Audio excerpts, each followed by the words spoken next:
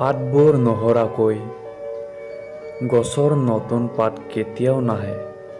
ঠিক তেনেদৰে কঠিন আৰু দুখবোৰ নুভোগালৈকে মানুহৰ ভাল দিন নাহে। বেয়া ব্যৱহাৰ যদি সময়ত সলনি নকৰে, তেতিয়া সেইটো অভ্যাস আপোনাৰ সময় সলনি কৰি দিয়ে। কালিৰ টেনচন কৰিব নালাগে। যোন ওপৰৱালাই আজিলৈকে দায়িত্ব পালন কৰি আহিছে, সি আগলৈকেও পালন কৰিব। ঔষধত ইমানো কেমিকেল নাথাকে যিমান ঔষধ কোনোবা লোকসকল বেলেগৰ কাৰণে নিজৰ ভিতৰত ৰাখে। দেৰিকৈ হোৱা, কিন্তু নিশ্চয় কিবা এটা হোৱা। কাৰণ সময়ৰ লগত অসুবিধা নোসোধে, আনন্দটোহে সোধে। এইটো সৰু জীৱনত ডাঙৰ শিক্ষা পাইছোঁ জানক। সম্বন্ধ সকলোৰ লগত ৰাখা, কিন্তু কাকো আশা নকৰিবা। আপোনাৰ নিজৰ দেখে যাক চকুত কোনোবা এজনহে পায় লাখৰ ভিতৰত।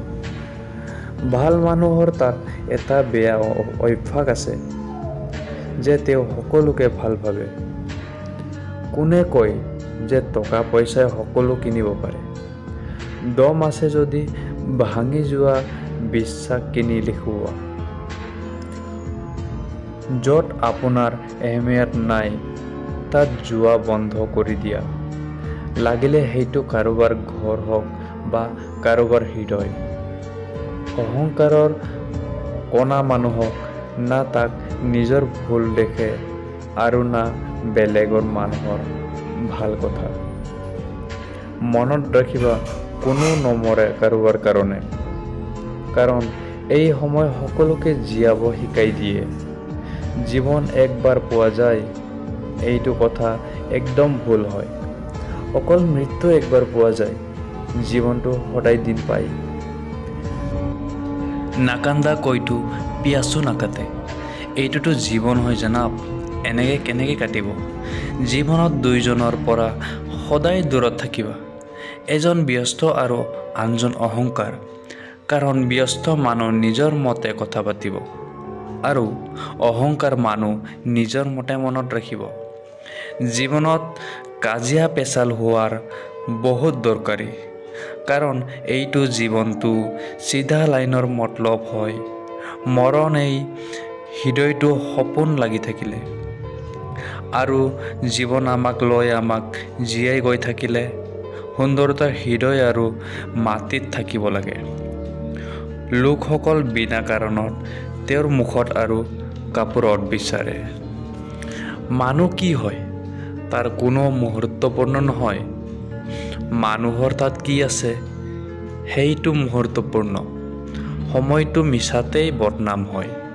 সলনি হয় মাত্ৰ মানুহে। সঁচা শুনিলে নাজানো কিয় ভয় কৰে লোক। ভাল খবৰ লাগিলে সঁচা নহওক কেলেই, শুনি আৰু বহুত ভাল পায়। ভাবিব লগা একো নাই। যদি কোনোবা সৰু কথা কয় তেতিয়া হৃদয় ডাঙৰ কৰি লোৱা। সময় সকলো সময়ক সলনি কৰি দিয়ে। অকল সময়ক অলপ সময় লাগে। কোনোবা সম্বন্ধৰ শেষ তেতিয়া হয় যেতিয়া এজনৰ লাইনৰ বাহিৰত প্ৰেম আৰু গুৰুত্ব কাৰোবাক ভাৰী লাগে। যোনে জীৱনৰ সকলো নিয়ম নীতি জানি গ'ল, তেওঁ শান্তি হৈ গ'ল। নুবুজে সেইসকল যোনে বিনা কথাত লাগি ফুৰে। যোন পৰিয়ালৰ মুখ্যজনেই কাৰোবাৰ অহংকাৰত মনে মনে থাকে, তেতিয়া সেইটো পৰিয়ালত মহাভাৰত দৰে কাজিয়া পাক্কা হয়। ধন্যবাদ।